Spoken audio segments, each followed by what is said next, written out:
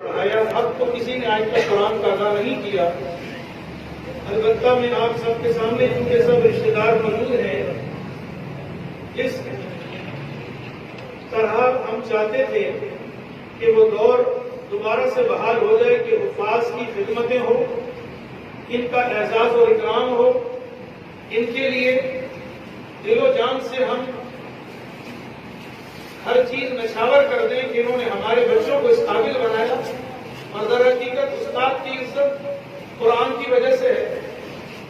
تو نوید بھائی نے آج اس کام میں پہل کر دی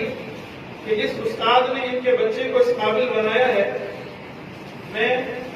بتانا تو نہیں چاہ رہا تھا، نوید بھائی نے بھی منع کیا، لیکن یقین جانے دل میں اتنی خوشی ہوئی کہ میرا دل چاہا کہ میں آپ کے سامنے اس بات کو بیان کر دوں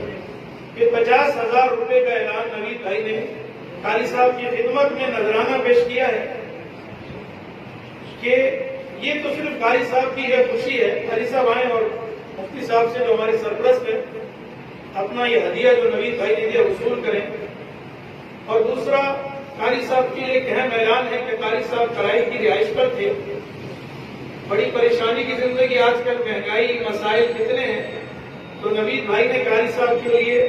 رہائش کا بندوبست بھی فرما دیا۔ وہ آپ سب سے بھی دعاؤں کی درخواست ہے کہ جلد از جلد قاری صاحب کو انشاءاللہ یہیں پر اوپر رہائش بھی بنا کر دیں گے۔ اسی طریقے سے میں آپ سب کے سامنے کہوں گا کہ قرآن کی محبت کا ثبوت پیش کریں۔ جن اساتذہ نے آپ کے بچوں کو آپ کو پڑھایا ہے، استاد کا مقام دوبارہ سے بحال کریں۔ وہ لوگ جنہوں نے علماء کے خلاف باتیں کی، قرہ کے خلاف باتیں کی، یہ ہمارے ہمدرد اور خیرخواہ نہیں تھے، یاد رکھیں۔ یہ وہ لوگ ہیں جو اسلام کے دشمن ہیں، قرآن کے دشمن ہیں۔ وہ یہ چاہتے ہیں کہ قرآن کی عظمت ختم ہو جائے۔ ان کو مجھے اور آپ یا میری داڑھی اور پگڑی یا کسی کی ٹوپی سے کوئی سروکار نہیں۔ وہ در حقیقت اللہ کی دشمنی مول لینے والے ہیں۔ وہ چاہتے ہیں کہ علماء کی اس دنیا میں کوئی قدر و قیمت نہ ہو تاکہ لوگ اسلام سے متنفر ہوں۔ لیکن الحمدللہ آج نوید بھائی نے بات ثابت کر دی کہ ہم الحمدللہ زندہ ہیں، اسلام کی خدمت کے لیے اپنا تن من دھن سب کچھ قربان کر دیں۔